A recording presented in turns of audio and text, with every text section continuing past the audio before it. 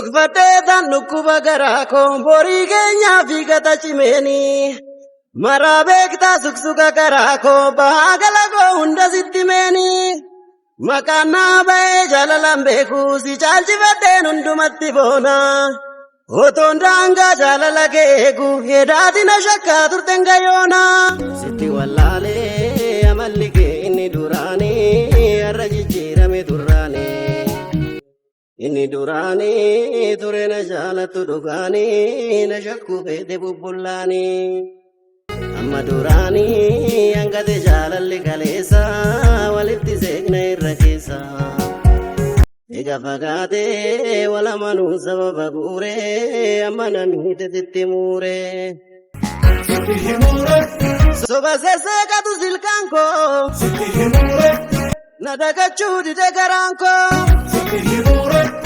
Ega singallee mufachuun koo maaliin beekta gammachuu koo. Hagana beektu subadheera baay'ee sitti muufadheera.